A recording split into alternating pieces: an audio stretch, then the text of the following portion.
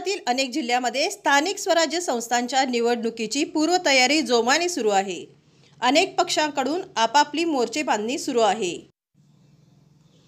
कार्यकर्ते पदाधिकारी यांच्या बैठकांना सुरुवात झाली आहे। स्थानिक स्वराज्य याच पार्श्वभूमीवर सांगलीतील शासकीय विश्रामगृहात शिवसेनेच्या वतीने जिल्हा प्रमुख महेंद्र चंडाळे यांच्या नेतृत्वाखाली सांगली विधानसभा क्षेत्र व मिरज विधानसभा क्षेत्रातील प्रमुख पदाधिकारी आणि कार्यकर्त्यांची बैठक संपन्न झाली।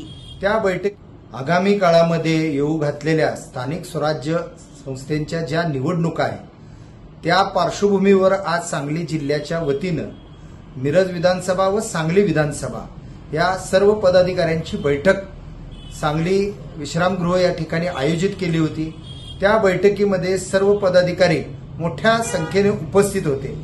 त्यावेळी निर्धार करण्यात आला की आगामी काळामध्ये महानगरपालिकेच्या निवडणुकीमध्ये शिवसेना ताकदीने उतरेल व जास्तीत जास्त उमेदवार या ठिकाणी निवडून आणतील। कारण मागच्या वर्धापना दिनानिमित्त सन्माननीय महाराष्ट्राच्या जनतेच्या हृदयातले मुख्यमंत्री माननीय एकनाथजी शिंदे साहेब व पक्षाचे मुख्य नेते यांनी सांगितलं की नेत्यांच्या निवडणुका झाल्या, आता कार्यकर्त्यांच्या निवडणुका आहेत।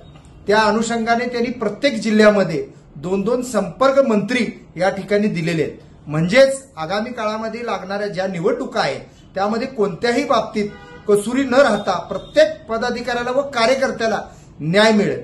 आणि हे सगळं करत असताना जर मित्र पक्षाच्या वतीनं दुजाभाव देण्यात आला तर नक्कीच शिवसेना वैयक्तिक ताकदीवर या ठिकाणी निवडणुकीला सामोरे जाईल।